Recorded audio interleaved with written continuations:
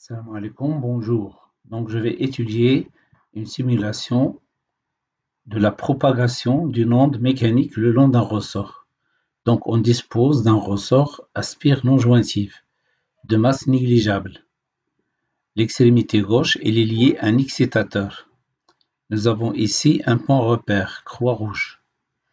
On va provoquer au niveau de cette extrémité, c'est-à-dire à l'aide de l'excitateur.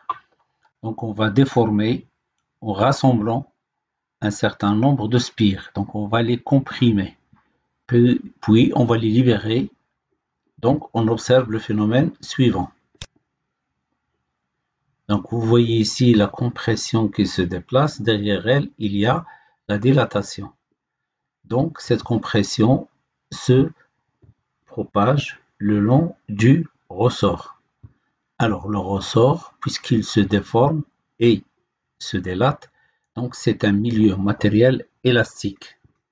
Cette déformation, appelée perturbation, lorsqu'il se propage le long du ressort, on dit que nous avons créé une onde mécanique. On va revoir. Donc, ici, vous voyez la zone de la compression et la zone de la dilatation. Et vous voyez lorsque chaque ressort, ou bien chaque spire, va exécuter le même mouvement que la source, la première spire.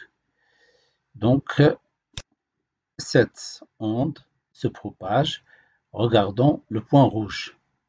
Donc, il va bouger et il va retourner à sa position d'équilibre, c'est-à-dire à sa position initiale. Donc, au cours de la propagation, on dit qu'il n'y a pas transport de matière, puisque le point rouge, il est revenu à sa position initiale.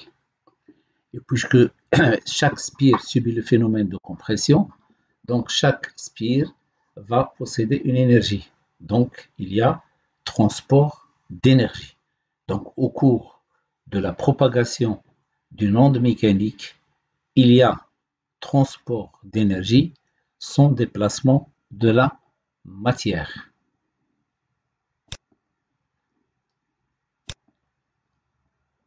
Alors maintenant, vous voyez ici l'impulsion qui se propage. Donc la déformation, c'est la compression, elle est horizontale. Donc la direction de la déformation est horizontale et la direction de la propagation, elle aussi, est horizontale. Donc la direction de la propagation est parallèle à la direction de la déformation. On dit que nous avons une onde longitudinale. Donc l'onde qui se propage le long du ressort est une onde longitudinale car la direction de la propagation de l'onde est parallèle à la direction de la déformation ou bien de la perturbation.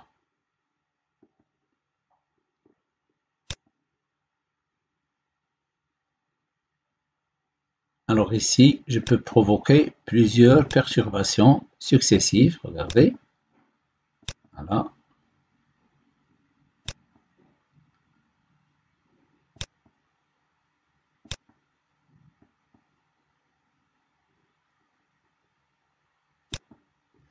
Alors, je peux provoquer une perturbation sinusoïdale. Voilà, donc l'oscillateur effectue un mouvement de va-et-vient. Donc vous voyez que les distances entre les zones comprimées est la même. Donc on va voir qu'est-ce que ça représente ces distances dans le chapitre prochain. Inch'Allah.